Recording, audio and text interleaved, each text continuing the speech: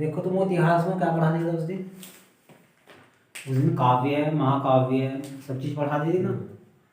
अब मेन रूप से अब इतिहास अब तुम्हारा अब शुरू होगा, जो मेन इतिहास है। तो हम चलते हैं तुम्हारा वैदिक काल से। कहाँ से चलते हैं? वैदिक काल। वैदिक काल।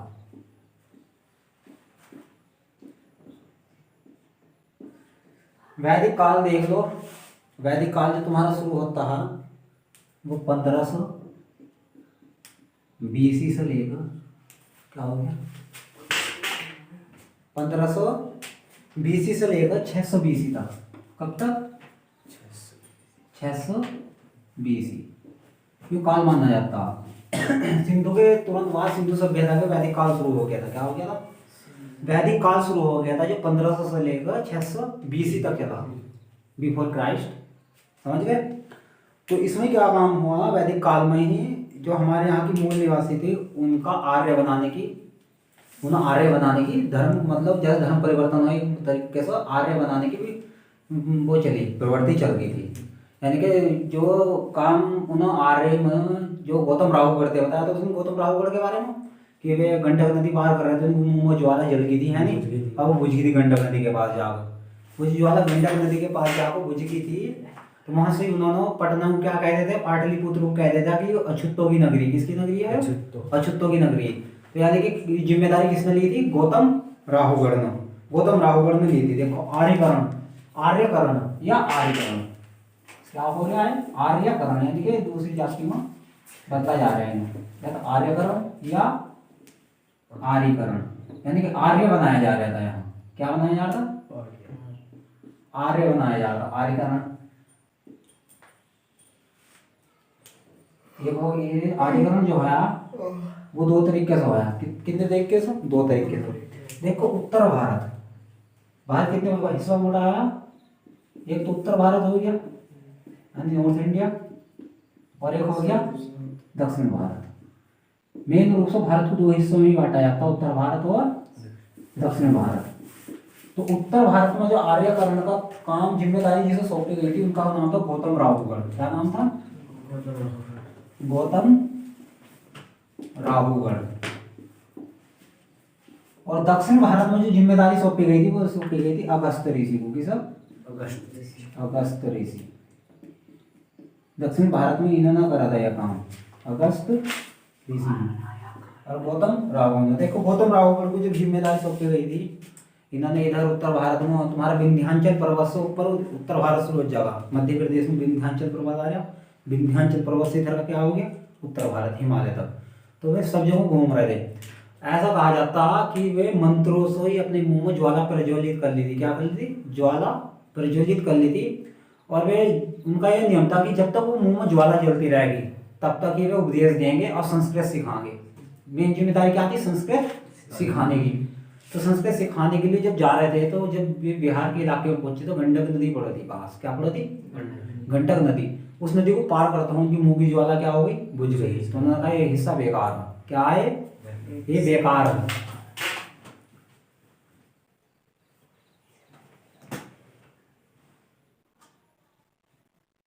बस बस बस, ये हिस्सा क्या है? बेकार है। तो इन्होंने पटना को क्या कह दिया था, यानी पटना के पास बुझ गई थी वो ज्वाला, तो उसे क्या कह दिया था कि अछूतों की नगरी। किसकी?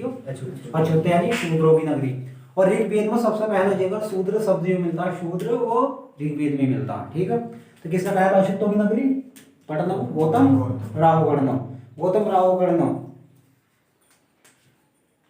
इसे सही करो यार, क्या हो रहा है इसमें? कार्बन साफ कर दो इसका। देखो ये हिमालय का दक्षिण भारत में किसने थे? अगस्त ऋषि। और उत्तर भारत में गौतम राहुगढ़। उस दिन बता दी थी घटना। अब तुम्हारा थोड़ा सा वो रिवाइज सा करते ही चलो। उस दिन बताया था कि सबसे राजा जो चुना जाता वो किस चुना जाता वैदिक काल में, यानी कि जो गाय के ऊपर, यानी कि जिस पर ज्यादा गाय रहती वो ज्यादा अमीर, और जिस पर कम गाय वो गरीब। यानी कि जितनी जिस पर ज्यादा गाय रहती वो उतना ही अमीर माना जाता आदमी। अगर किसी की गाय खो जाती तो उसे ढूंढ कर लाने की जिम्मेदारी किसकी रहती? राजा की। किसकी रहती? तो इस घटना को क्या कहेंगे? गविष्टि। क्या कहेंगे इस घटना को? गविष्टि। ऐसा छोटे मोटे पेपरों में तो इसका कोई काम ही ना है, गविष्टि। छोटे मोटे पेपरों में इसका कोई काम नहीं है, यूपीएससी पीसीएस लेवल का प्रश्न कि अगर वैदिक काल में जब गाय खोई जाती तो उस घटना को क्या कहा जाता, गविष्टि। और खोने पर ढूंढ को लाने की जो प्रक्रिया थी वो राजा कर होता था, तो उस घटना को क्या कहते, गविष्टि। अब जो देखो इसी उसमें कहा जाता सिंधु सभ्यता कैसे खत्म हुई। कोई कोई कहता कि बाढ़ आ गई थी, मोहनजोदड़ो पिक्चर देखी होगी उसकी, इसकी वो ऋतिक रोशन की, तो उसमें सारी घटना दिखाई। कोई कहा भूकंप आ गए, कोई कहता कि आर्य आए थे। क्या आए थे, आर्य। उन्होंने क्या काम करे, यहाँ की मूल निवासी जो थे सिंधु घाटी के, उन्होंने क्या काम कर दिया, मारना शुरू कर दिया, उनका आर्यकरण कर दिया, आर्यकरण कर दिया, तभी यहाँ आर्य मतलब आर्य आए। तो आर्य कहाँ से आए थे, मध्य एशिया से। मध्य एशिया मतलब अफगानिस्तान के इधर के हिस्से से फिर हमारे देश में घुसे थे आर्य। जो घुसे थे किधर, तो उस टाइम दसराज युद्ध हुआ था। क्या हुआ था, दसराज युद्ध। बहुत देखने को मिला, छठी क्लास में मिल जाएगा शायद तुम्हें, दसराज युद्ध।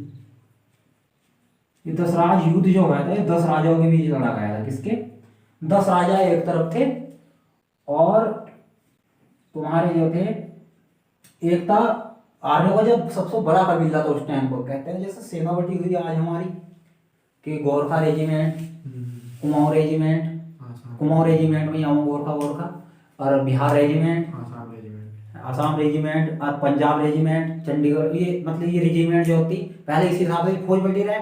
तो आर्यों ने भी अपनी फौज बांट रखी थी ऐसे ही, किसी का कोई नाम दे रखा था। जो उस टाइम पर सबसे बड़ी फौज थी उनकी, मतलब सबसे बड़ा कबीला था, कबीले में क्या थे, तो उसका नाम था भरत कबीला। क्या नाम था, भरत कबीला। ये बहुत तगड़ा कबीला था।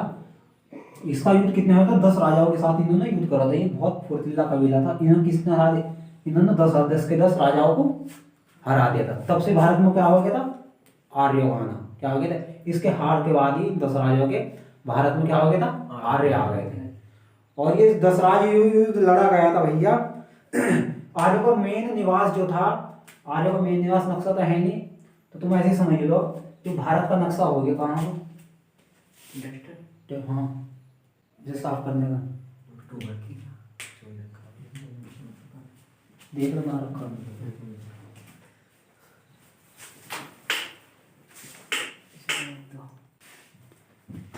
तो इधर ही जो इनका जो ये हो गया भारत का नक्शा, मान लिया क्या हो गया, ये भारत का नक्शा।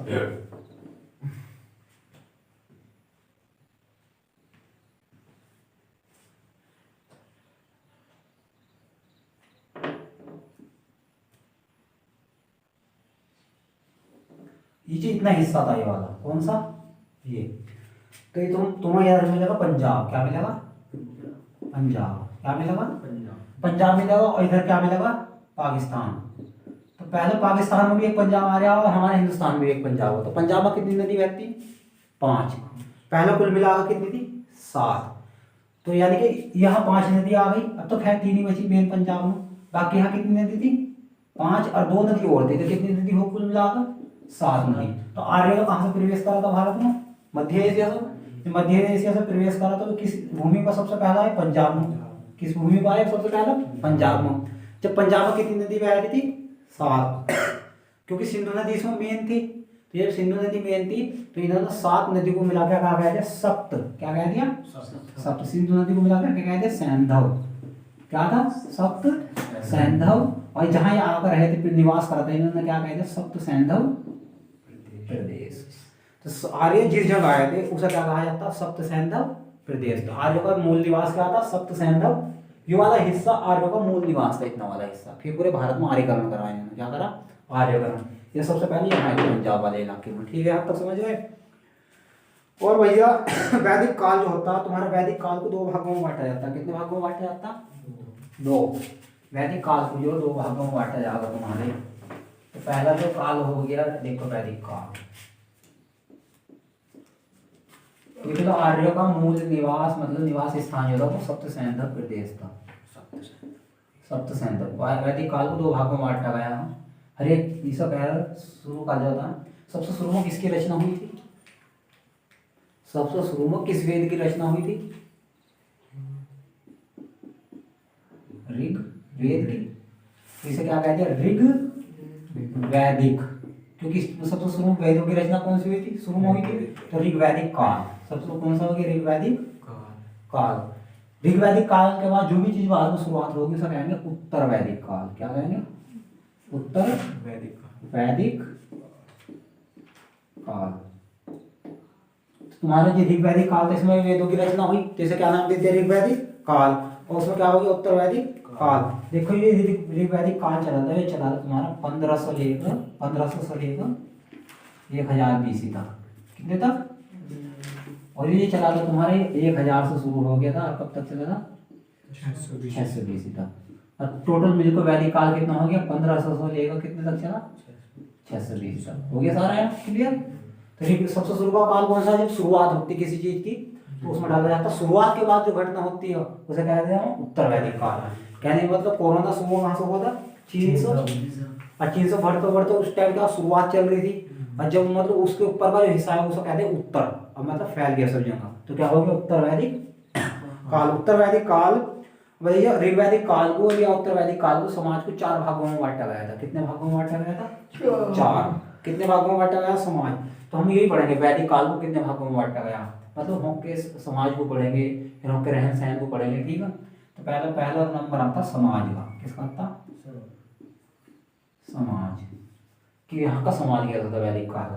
तो समाज को दर्शाने के लिए हमें त्रिभुजाकार आकृति बना लें। क्या बना लें? त्रिभुजाकार। इसे 4 भागों में बांट देंगे, इससे एकदम समझ में आएगा। ठीक है, ध्यान देने वाली बात है, सबसे ऊपर की समान रहे, सबसे ऊपर क्या होगा? भगवान। सबसे ऊपर तो भगवान ही है, एक ही हो भगवान। क्या? एक। इसके बाद देखो सबसे कम जनसंख्या किसकी रहती है दुनिया में? अमीरों की। और सबसे ज्यादा किसकी रहा है? गरीबों की। तो सबसे शुरू कहाँ से करेंगे? तो यानी कि सबसे ऊंचा स्थान किसका था? उच्च स्थान कौन था सबसे शुरू में? कौन थे? ब्राह्मण। कौन थे? तो ब्राह्मणों की संख्या सीमित थी, कम भी थे, और सबसे ऊंचा स्थान किसका था? ब्राह्मणों का। तो सबसे कम में भी आ गए, ऊंचाई में भी आ गए। देखो सबसे कम ये छोटी मोटी जो बिरादरी होती है जिन्हें छोटी राज शूद्र माना जाता है, सबसे ज्यादा जनसंख्या तो इनकी रहती। कहीं भी देखो अमीर आदमियों की तो कम रहेगी, गरीब क्या रहेंगे? ज्यादा रहेगी जनसंख्या में। समझ गए? तो ब्राह्मण सबसे ऊपर आ गए। नीचे क्या था? क्षत्रिय। क्या थे? फिर तीसरे नंबर पर क्या थे? और नीचे क्या थे? शूद्र। शुरू में जो वैदिक काल में जो ये मानते थे, ये ब्राह्मण किसे मानते थे? कर्म को आधारित, यानी कि जो शिक्षा दीक्षा देने का काम करो था वो कौन कर रहे थे? ब्राह्मण। पढ़ाई लिखाई का कौन काम कर रहे थे? ब्राह्मण। आज भी देख लो तुम्हारी जो मेन नौकरी, बढ़िया बढ़िया नौकरी हो, आज भी उनको ब्राह्मण सबसे ज्यादा हो। क्यों हो? भले उनकी जनसंख्या कम हो, लेकिन सबसे ज्यादा इसलिए हो ब्राह्मण एक टाइम खाना ना खाओ लेकिन पढ़ेगा जरूर। और सबसे कम नौकरी पर इनकी जनसंख्या ज्यादा हो तो होगी। ST और SC कास्ट की, पहला SC कास्ट बते दिया, लेकिन जनसंख्या ज्यादा हो तो होगी। ये नौकरी पर क्यों नहीं है? ये खाने पीने पर ज्यादा ध्यान देते हैं। दारू हुई, उल्टे सीधे काम हुए, पढ़ने पे इतना नहीं देने के। ब्राह्मण चाहे कुछ भी करो लेकिन हर एक क्या रहेगा? पढ़ा लिखा। तो आदमी का दिमाग बहुत तेज है और ये नौकरी पे इसलिए ज्यादा जाते हैं। तो सबसे पहले स्थान किसका था? ब्राह्मणों का। जब सबसे शुरू में जाति बांटी गई थी वो कर्मों को बांटी गई थी। क्या बांटी गई थी? कर्म को। जैसे तुम अपने घर का ही काम ले लो, कर्म को आधारित थी। अगर कोई ठीक ठाक मतलब कर्म कर रहा है, यानी कि जिसने पढ़ाने लिखाने का जिम्मेदारी ली वो क्या हो गया? ब्राह्मण। और भैया जिसने फौज में चला गया उसके घर से वो क्या हो गया? क्षत्रिय। क्षत्रिय। आज फौजी कहे हमारे पुलिस वाले फौजी क्षत्रियों में आते हैं। तीसरे नंबर पर क्या था? वैश्य। जो व्यापार करने लगा, धन पैसा कमाने लगा, वो क्या हो गया? वैश्य। और शूद्र क्या हो गया? जो सेवा कर रहे थे, जो इन सब बिरादरियों की क्या कर रहे थे? इन जातियों की आराधना कर रहे थे, शूद्र हो गए थे। आज उस टाइम को एक घर में भी कहीं कहीं जाति नहीं होती, एक घर में भी कितनी जाति नहीं होती? कहीं जाति नहीं होती। फिर बाद में आगे क्या हो गया था? ये वंश पर आधारित, यानी कि पंडित का बेटा पंडित, चाहे पढ़ो लिखो नहीं मत, क्षत्रिय का बेटा क्षत्रिय, चाहे यूज लड़ो मत लड़ो, चाहे वो गिद्दड़ हो, है क्षत्रिय। ठीक है। और वैसे का बनिए का बेटा बनिया ही रहेगा, और चाहे वो कितना ही गरीब हो जाओ रहेगा बनिया ही। और शूद्र का बेटा चाहे कितना ही अमीर हो जाओ रहेगा शूद्री। मतलब वंश पर आधारित हो गई। लेकिन पहले ऐसा नहीं था। एक घर में भी बहुत सारी जाति चले करो थी। एक घर में कैसे चलो थी? मान ली बात, तुम ही अपने घर को ले लो, है नहीं? चलो मैं ही ले रहा हूँ, ठीक है, मैं अपने घर को ले लूँ, मैं पढ़ाने जा रहा हूँ, पढ़ा रहे हूँ तुम, तो मेरी कौन सी जाति होगी? पहले ऐसे जाति चलोगे थी ऋग्वैदिक काल में, यानी कि ऋग्वेद जब ऋग्वेद के अनुसार जो जाति बटी थी वैसे बटी थी। घर घर में भी कई सारी जाति थी, उन्होंने इस हिसाब से नियम बना रखे थे। अगर पढ़ाने का काम किसी पे है तो वो क्या हो गया? ब्राह्मण। और क्या मतलब हमारे यहाँ से कोई फौज में चला जाओ, हमारा भाई तो क्या हो गया? क्षत्रिय। और हमारे पापा क्या करने लगे? व्यापार, तो क्या हो गए? बनिए। और मम्मी क्या कर रही? घर का सारा काम कर रही। तो औरतें क्या थी उस टाइम? तो हो गई कि घर में कई सारी जाति। इस हिसाब से घर घर में जाति बटी हुई थी। लेकिन बाद में क्या हुआ? कुछ अब ये लोग आए, कुछ आए, उन्होंने सोचा जो उच्च थे भाई इन्हें बांट दो, जिसका जो बेटा है वो वही रहेगा। आगे इतने बात समझ लो। तो जो सबसे ज्यादा जनसंख्या होती तो इन्हीं की होती, तो शूद्र। सबसे कम क्या? हाँ, ब्राह्मण। यानी कि पढ़े लिखे की जनसंख्या आज भी अनपढ़ तो ज्यादा ही है आज भी। तो इस हिसाब से इसे याद रख लियो। ठीक है, इतना हो गया। ये क्या था? ऋग्वैदिक काल में कहाँ पर आधारित था? कर्म को। कहाँ पर आधारित था? ऋग्वैदिक काल जो समाज जो था, ऋग्वैदिक काल का समाज वो कहाँ पर आधारित था? कर्म को। ऋग्वैदिक काल में किस मानना? कर्म को। जैसा काम करेगा वैसी जाति। और उत्तर वैदिक काल में कैसा हो गया?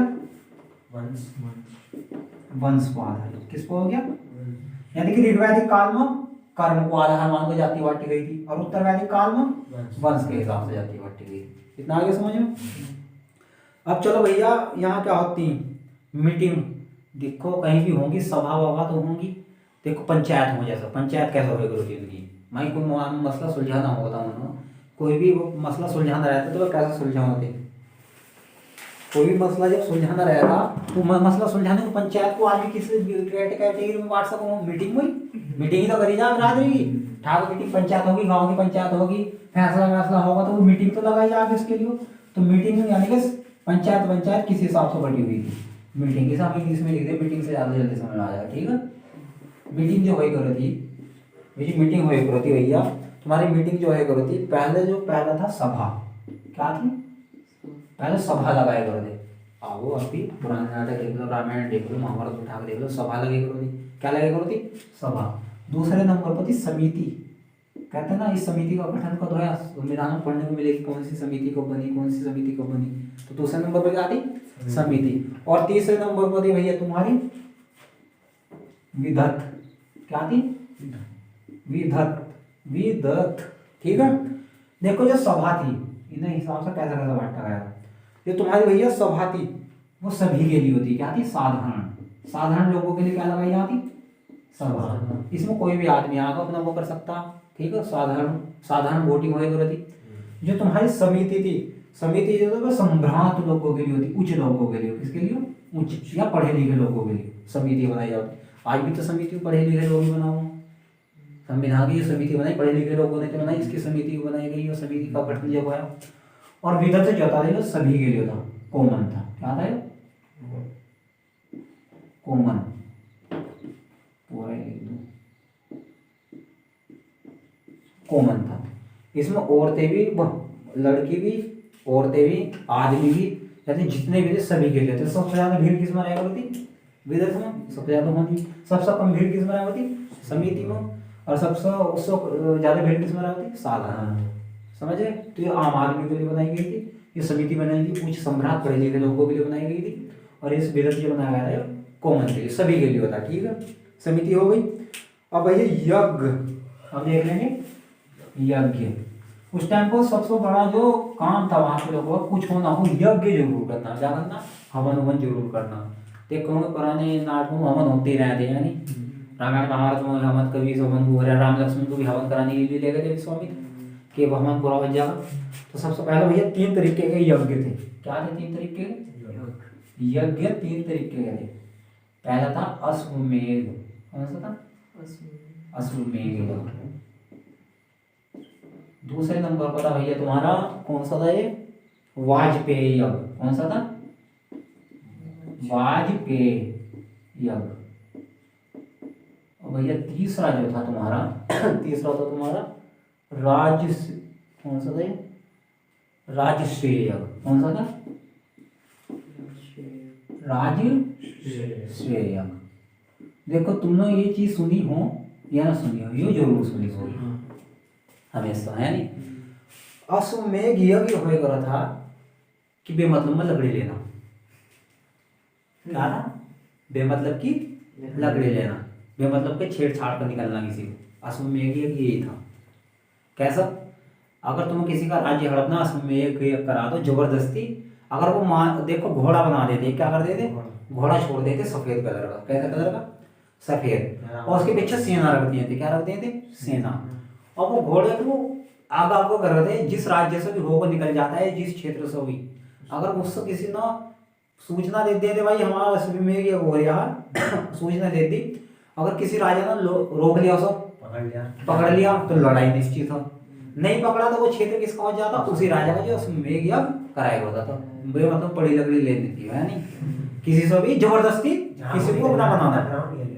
जो शक्तिशाली राजा, हर कोई थोड़ी करो था ऐसा भाई, छोटा मोटा करके बैठ गए तो पीट पिटा जाएगा बीच में, तगड़ा ही करे करो था कोई आदमी जिसे दिख जाता अब तेरे लिए अश्वमेध यज्ञ जरूरी। अब तो आसपास के इलाके हड़प, अब कोई देश एक दूसरे के इलाके नहीं हड़प रहा। अब भी अश्वमेध यज्ञ की नीति किसने अपना रखी? चीन ने। कहीं घुस जा, किसी को भी छीनने की कोशिश करो। गलवान घाटी में घुस गया था, गलवान घाटी में घुस गया था, बिहार रेजिमेंट ने मंगवाया था उसे। ठीक है, तो अश्वमेध यज्ञ होगा था तो जबरदस्ती एक दूसरे को, एक दूसरे राज्यों क्या करना था? अपने में मिलाना था। भाई पकड़ लिया तो लड़, नहीं पकड़ा तो हम मिल, जबरदस्ती थी। तो ये क्या होगा? अश्वमेध यज्ञ। दूसरा कौन सा था? वाजपेयी यज्ञ। वाजपेयी यज्ञ में क्या काम कर रहे थे? प्रदर्शन, शक्ति का प्रदर्शन करे करते थे। देखो हम कितने ताकतवर हैं, आज भी हो रहा है। ये तो खैर खत्म हो गया, ये आज भी हो। वाजपेयी यज्ञ जो है करता वो शक्ति का प्रदर्शन करने के लिए राजा न्योता दे करता। क्या कह रहा था? न्योता व्यवस्था दे करता, अपनी शक्ति का प्रदर्शन करता, युद्ध बुद्ध लड़ाई करता। जो मल्ल युद्ध होए करते, कुश्ती कुश्ती होए करती, उसके लिए क्या कर रहे थे? वाजपेयी यज्ञ, यानी कि राजा अपनी शक्ति का प्रदर्शन करे करता, अपने हथियारों से करे करता, या अपने जो छत पे पाल रहता है सांड वाण, जो बल दिखाया करता कि देखो मेरे से शक्तिशाली कोई नहीं। वो कैसा? देखो आज भी हमारे 26 जनवरी को शक्ति प्रदर्शन होता है, गणतंत्र दिवस को हमारा शक्ति प्रदर्शन होता है, न्योता दिया जाता है गणतंत्र दिवस को और देशों को भी। और जब वे आते हैं तो हवाई जहाज उड़ाए जाते हैं हवा में, और जितने भी हमारे अस्त्र शस्त्र हैं वे दिल्ली को रखे जाते हैं, तोप रखे जाती हैं, और जी बड़ी से बड़ी मिसाइल रखी जाएगी, और घोड़ दौड़ कराते हैं, और फौजियों के हवाई जहाज उड़ा को ऊपर से आसमान में एक दूसरे से, मतलब और दूसरे देश को बुलाकर हमारे यहाँ क्या करा जाए? ट्रेनिंग दिल्ली में एक दूसरे के देश में जाकर शक्ति प्रदर्शन करते हैं, दूसरे देश मिलकर एक दूसरे से। तो शक्ति प्रदर्शन उस टाइम भी था और आज भी 26 जनवरी को शक्ति प्रदर्शन होता। तीसरा था राजसूय यज्ञ, यानी कि इसमें क्या होती? शपथ ली जाती। राजा जब बनने जाया करता कौन सा यज्ञ कराया करता? और शपथ लिया करता। आज भी है, जब मोदी प्रधानमंत्री बना था शपथ ली थी। तो आज भी कौन कौन से यज्ञ चल रहे हैं? ये भी चल रहा है। राजा बनने के टाइम पे कौन सा यज्ञ होता? राजसूय। शपथ लिया जाता है, इसमें क्या ली जाती? शपथ। शपथ आज भी चलती है, हर जगह चलती है शपथ जब ली जाती है। ठीक है, दो यज्ञ आज भी, और ये अस्तित्व में नहीं रहा आज। अब देखो भैया, सबसे ज्यादा वैदिक काल में जिस देवी देवताओं का जिक्र हुआ उनके नाम ध्यान रखो। सबसे ज्यादा जो वैदिक काल में सबसे ज्यादा बड़ा देवता माना गया है, जिसका सबसे ज्यादा जिक्र चला, इंद्र का। इंद्र को क्या कहा जाता? पुरंदर, किले तोड़ने वाला। यानी कि जब भी कोई युद्ध करने जाया करते किसकी पूजा करे करते? यानी कि युद्ध में विजय दिलाने का काम किसका था? इंद्र का। और इसका जो वो हुआ जिक्र जो है वो कितने बार हुआ? 250 बार। कितना है? और देवी देवता किस में आए थे? उत्तर वैदिक काल में। लेकिन ऋग वैदिक काल में इंद्र का सबसे ज्यादा जिक्र, और उत्तर वैदिक काल में जो बाद में जो आए थे वो ब्रह्मा विष्णु महेश शुरू हो गए थे। इसका इसे क्या कर दिया था? खत्म कर दिया था। लेकिन सबसे सूर्य का जो देवी देवता थे उसमें सबसे ज्यादा मर्यादा किसे दी गई? इंद्र। कितने बार जिक्र हुआ है इसका? 250 बार। और दूसरे नंबर पर थे भैया अग्निदेव। कौन से थे? अग्निदेव। इनका कितने बार जिक्र हुआ? 200 बार। कितने बार? 200 बार। और भैया तीसरा थे वरुण। कौन थे? वरुण। चौथे में कौन थे भैया तुम्हारे? सोम। कौन थे? सोम। और पांचवें में तो तुम्हारे मारुत, कहते थे मारुति नंदन, वही है। और तुम्हें कौन से थे? रुद्र। ये देवी देव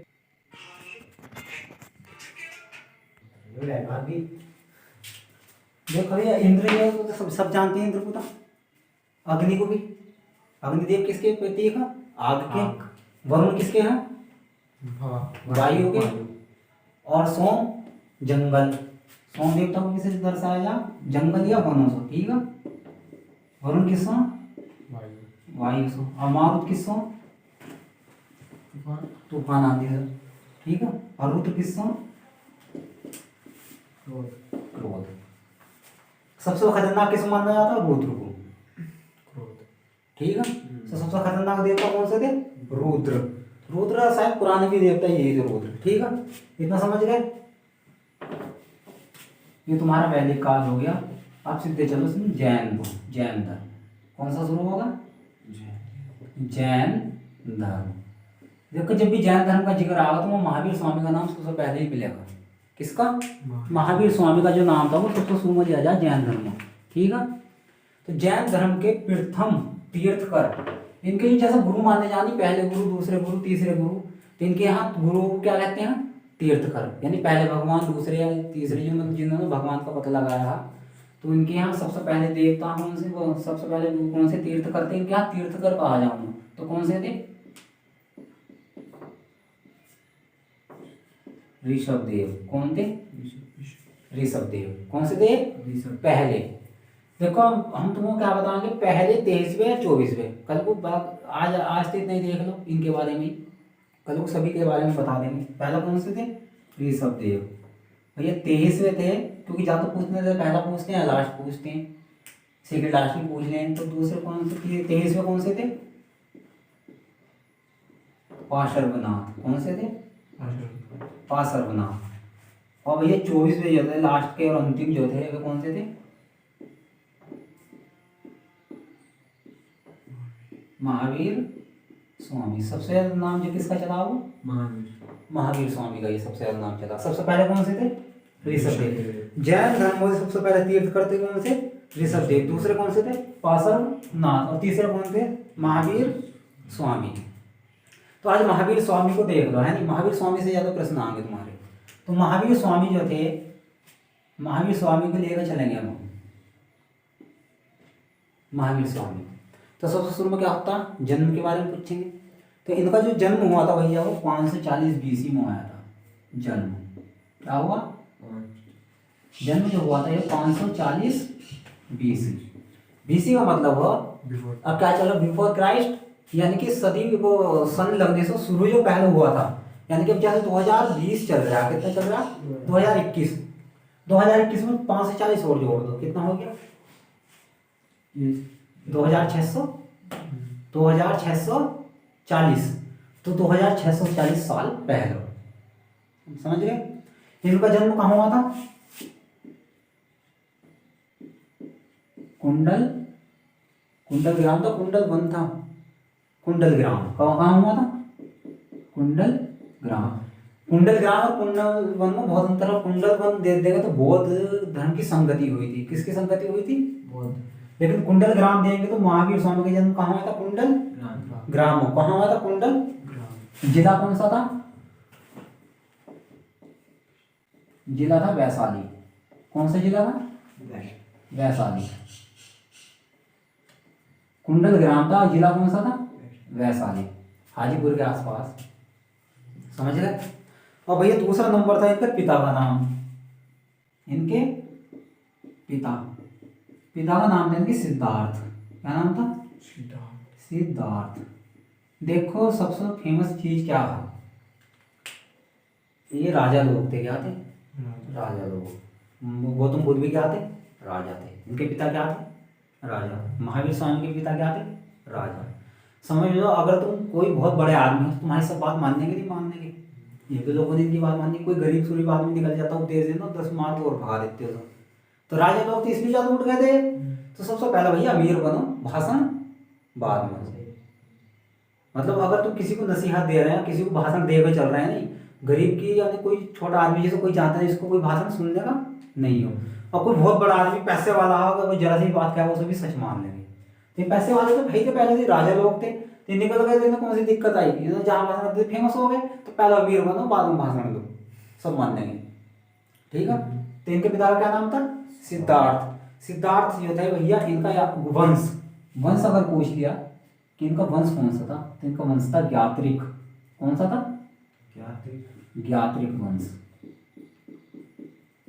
देखो हमारे जो हिंदुस्तान में हो वंश जो चलता है वो पिता के हिसाब से चलता है, हमारी मम्मी कहीं की भी हो, कि हुई सही वंश की, पिता के वंश में शादी हुई चाहिए तो बाल का वंश वही जुड़ जा, गोत्र कौन सा जुड़ जा, पिता वाला, माँ का गोत्र नहीं चलता।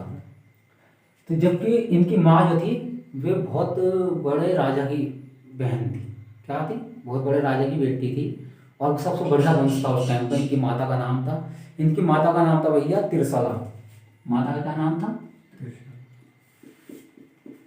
इनकी माता का नाम था त्रिशला। क्या था, त्रिशला नाम था। और उनका वंश था लिच्छवी। कौन सा वंश था, पहले जो वंश के आधार पर या गोत्रों के आधार पर ही राज्यों के नाम रखे जाते थे। राज्यों के नाम जैसा राम की माँ का नाम था कौशल्या, तो कौन से देश की थी, कौशल देश की। कौरवों की माँ का नाम क्या था, गांधारी, तो कौन से देश की थी, गांधार। औरतों के नाम पर ही राज्यों के नाम रहे थे। केकई कहाँ थी, केकई देश की थी। कौशल्या कौशल देश की थी। अवंतिका अवंती, अवंती राज्य। और लिच्छवी, तो लिच्छवी वंश की कौन सी थी, तिरसला। और सबसे पहला दुनिया का गणतंत्र राज्य था या गणतंत्र देश जो था वो लिच्छवी था। पहले राजाओं का शासन चले गया था, क्या होते राजतंत्र था। राजाओं का मतलब क्या हो गया, राजतंत्र, राजाओं का शासन। लेकिन लिच्छवी एकमात्र ऐसा था जहाँ वोटिंग हुई करती थी। दुनिया का सबसे पहला वोटिंग यानी कि गण मतलब जहाँ वोटिंग होती हुई तो गणतंत्र होता है, जहाँ वोट देगा राजा बनेगा। जैसे हमारे देश में अब गणतंत्र हो, हमारे देश क्या, जब तो गणतंत्र दिवस मनाया जाए 26 जनवरी को, तो गणतंत्र में क्या होता है, वोटिंग यानी जनता की सहमति से क्या बनाया जा राजा। तो सबसे पहला उस टाइम को भी, जिस टाइम को कोई गणतंत्र था उस टाइम को कौन सा था, लिच्छवी।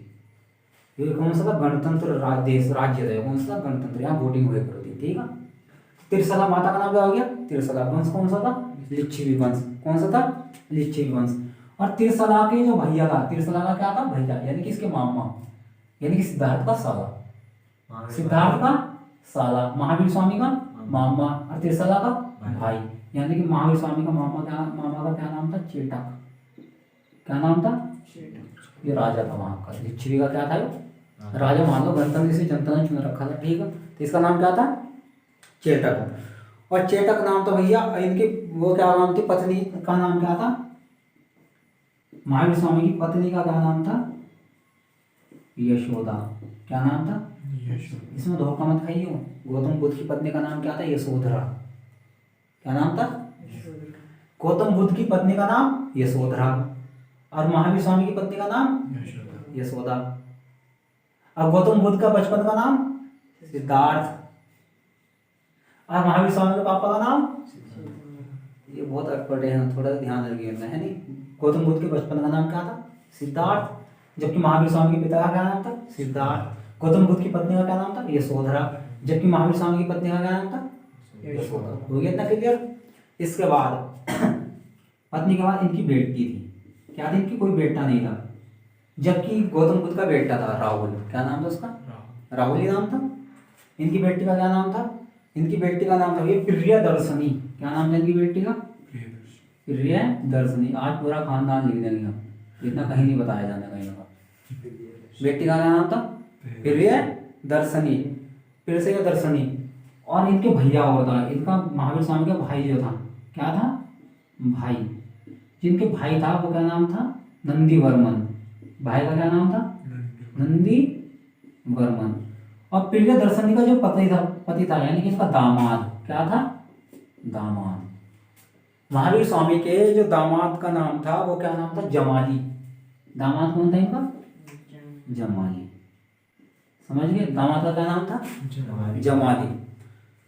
और भैया जब महावीर स्वामी तपस्या करने के लिए गए थे, यानी कि संन्यास ग्रहण कर लिया था कि मैं परिवार में नहीं रहना चाहता, मैं बाहर जाना चाहता हूँ, तो अपने भैया से अनुमति लेकर गए थे। किससे लेकर गए थे, नंदीवर्मन से, कि मैं अब छोड़ छाड़ रहा सब कुछ। तो किससे अनुमति ली थी सबसे पहले, अपने भाई से, नंदीवर्मन से। इतना पता चलिए।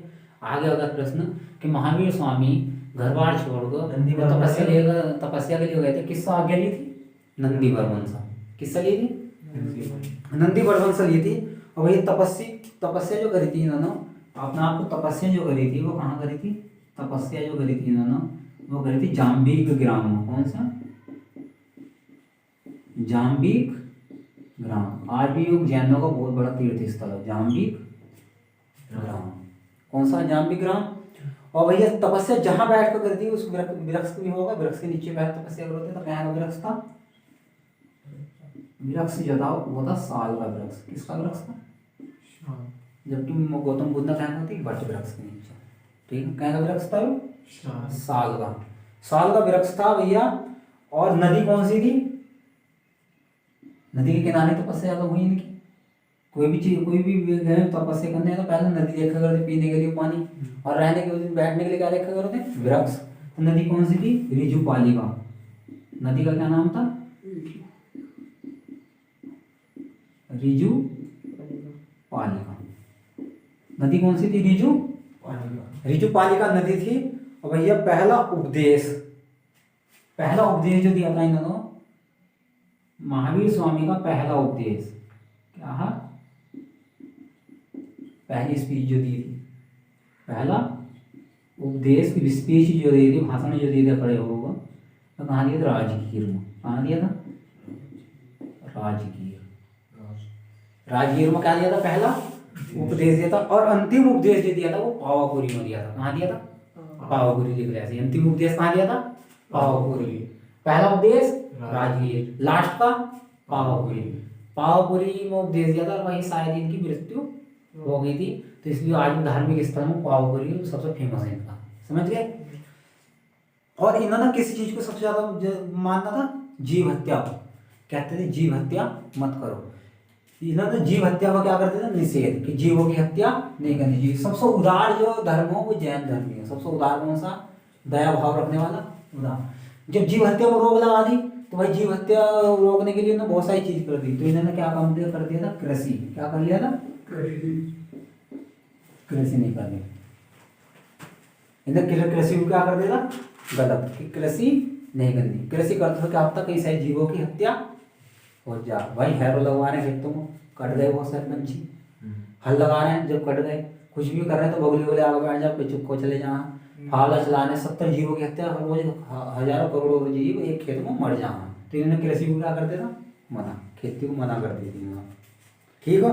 फिर सब भैया ये कह करते कि इनकी तपस्या इतनी हार्ड रहती, तो ये कह करते हैं कि शरीर को इतना बेकार मत बनाओ कि अगर तुम्हारा आत्मा को इतना सड़ा गला दो, इतना बेकार कर दो कि दूसरे शरीर में घुसने से पहले भी 10 बार सोचो। तो इनका कहना विश्वास पुनर्जन्म। तो पुनर्जन्म में विश्वास रखो थे भाई। इन्हें विश्वास था अगर आत्मा को क्या होगा, आत्मा को ऐसा करो, तुम्हारा कुछ खाने को जी कर रहा मत खाओ, ठंड लग रही कपड़ा मत पहनो, आत्मा को क्या करो, शरीर को ढाल दो उसी तरीके से। किसी चीज को भी जी कर रहा इच्छा सब त्याग दो। क्या कर दो? आत्मा को क्या कर दो? मार दो। मन को क्या कर दो? मार दो। गर्मी बर्दाश्त करो, बरसात बर्दाश्त करो, और भूख भी बर्दाश्त करो।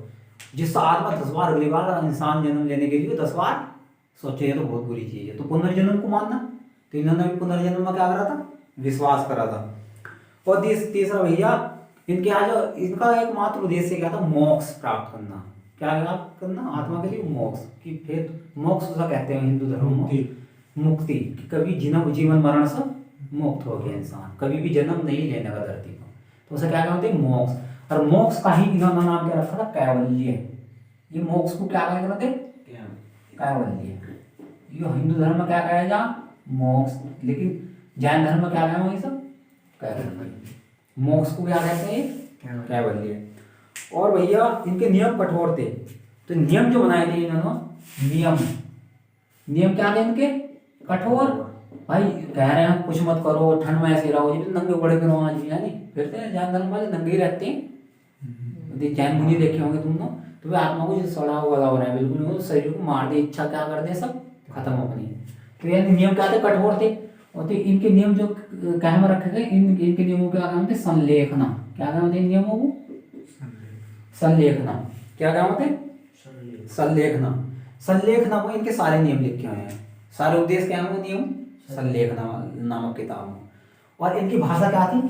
बहुत कठोर भाषा थी इनकी। क्या थी? कठोर भाषा। जब जैन धर्म ज्यादा नहीं फैला भाई, जिसकी भाषा सरल रहेगी वो विषय पढ़ने में मजा आएगा, और जिसकी भाषा ही सरल थी उठपटांग हो तो उसे पढ़ेगा कौन? कम जामे में लोग। इनकी उठपटांग भाषा कौन सी भाषा थी इनकी? प्राकृत। कौन सी भाषा थी? हिंदी में समझाया गया। संस्कृत, संस्कृत के बाद कौन सी आई? पाली, पाली के बाद कौन सी आई? प्राकृत, प्राकृत के बाद अभट्ट, प्राकृत, प्राकृत के बाद पाली, फिर अभट्ट, फिर हिंदी। जब हिंदी आई तो कौन सी भाषा थी इनकी? प्राकृत। बहुत क्लिष्ट भाषा थी। क्लिष्ट का मतलब जोड़ तोड़ वाली, संस्कृत से भी हार्ड भाषा मानी जा रही थी। ठीक है, तो इस लोग इसलिए कम ज़्यादा, ये ज़्यादा नहीं फैलता धर्म, कम फैलता। ठीक है, इसके बाद भाषा प्राकृत में थे। और जो इनके उपदेश थे, महावीर स्वामी के क्या थे? उपदेश जो थे वो किस किताब में थी? 14 पूर्वा। कौन सी किताब है इनकी? महावीर स्वामी के सारे उपदेश किताब में मिलो, पूर्वा किताब में। कौन सी किताब में? 14 पूर्वा। 14 पूर्वा किताब में मिलते हैं। बाकी जो बचा कुछ है इसका करो बता रहे हैं। ठीक है, इतना ही बहुत है आज के लिए।